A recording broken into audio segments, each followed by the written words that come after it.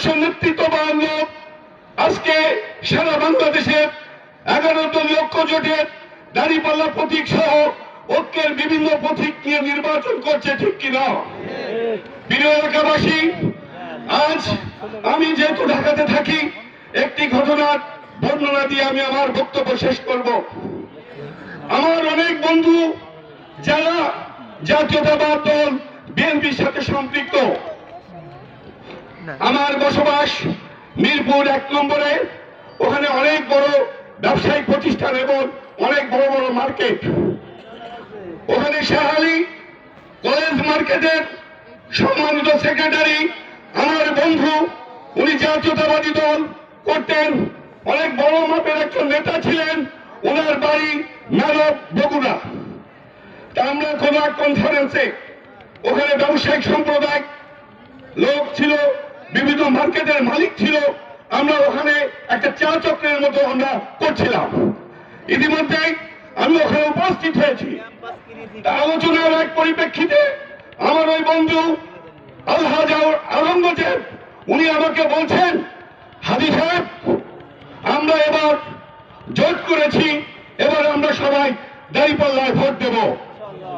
আমি শুনে অবাক, যে মানুষ বিএনপির সাথে সম্পৃক্ত, যে মানুষ শহীদ জিয়ার সাথে সম্পৃক্ত, যে মানুষের মাটি বগুড়াতে, আমরা জানি বগুড়া মানে বিএনপি, গোপালগঞ্জ মানে নৌকা।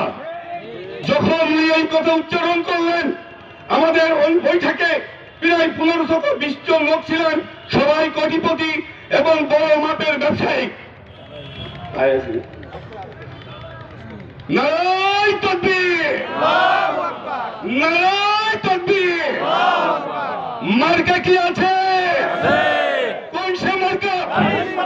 ইনশাআল্লাহ 12 তারিখে 15 ভাই গিলার তলার খুলনা জেলার বাংলাদেশের প্রিয় এলাকাবাসী, আজকের ওই প্রোগ্রামে সবাই ওই হাজী আওরঙ্গজেবের সাথে হাত মিলানো, ওনাদের সব ব্যাকগ্রাউন্ড উন্না কিন্তু বিএনপি। প্রিয় এলাকাবাসী, আজ আমি দার্থকণ্ঠে আপনাদেরকে বলতে চাই, গোটা বাংলাদেশের যারা বড় বড় ব্যবসায়ী, যারা শিল্পপতি, যারা দেশপ্রেমিক, যারা শিক্ষানুরাগী, যারা উকিল, যারা কলেজের প্রফেসর, সবাই এখন জোট বেঁধেছে। আমরা দেখেছি নাঙ্গল, আমরা দেখেছি নৌকা, আমরা দেখেছি ধানের শীষ, এবার আমরা দেখতে চাই দাঁড়িপাল্লা। এই দাঁড়িপাল্লা প্রতীকের মধ্য দিয়ে এই বিজয় হবে ইসলামের। প্রিয় এলাকাবাসী, আর একটি কথা বলবো, সেটি হচ্ছে, আপনারা দেখেছেন বাংলাদেশের 5টি পাবলিক বিশ্ববিদ্যালয়, সেখানে বাংলাদেশ ইসলামী ছাত্র শিবিরের ভূমিধস বিজয়। ঢাকা বিশ্ববিদ্যালয় অক্সফোর্ড ইউনিভার্সিটি হিসেবে চিহ্নিত এই বিশ্ববিদ্যালয়গুলোতে বাংলাদেশের সবচেয়ে মেধাবী ছাত্রছাত্রীরা ওখানে পড়াশোনা করে, ঠিক কিনা?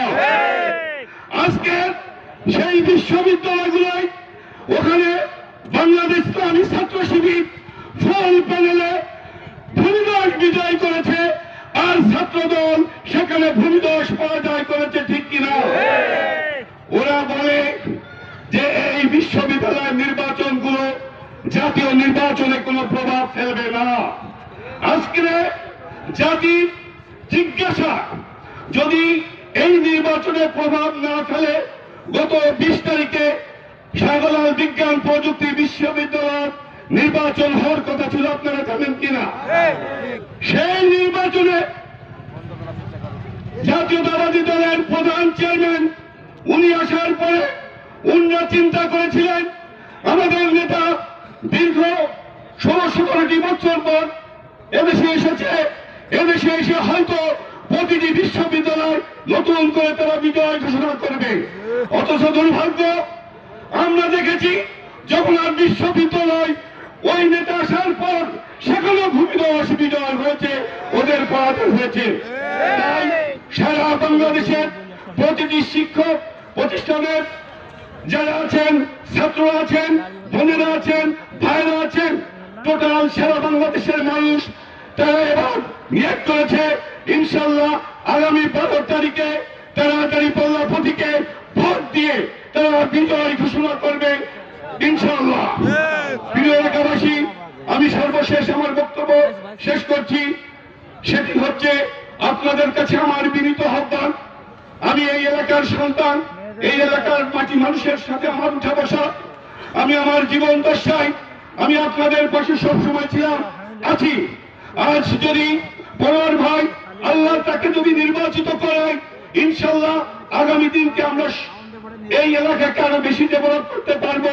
পাশাপাশি জয় পরাজয় যেটাই হোক, ইনশাল্লাহ আমরা সেটাকে মেনে নেব।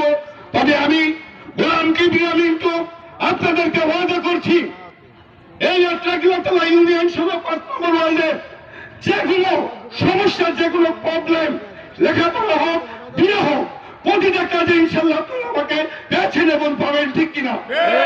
তাই আমি আমার বক্তব্যকে আর দীর্ঘায়িত করবো না। আমাদের প্রাণের মানুষ, আমাদের প্রাণের বড় ভাইকে ইনশাল্লাহ এই আট্রাগিলাতলা ইউনিয়নে আগামী 12 তারিখে বিপুল ভোটে বিজয় করে প্রমাণ করব যে ওনার জনপ্রিয়তা কত। সবাইকে ধন্যবাদ জানিয়ে আমার বক্তব্য শেষ করছি। ওয়াখির দাওয়ানা আলহামদুলিল্লাহি রাব্বিল আলামিন। আসসালামু আলাইকুম রাহমাতুল্লাহ।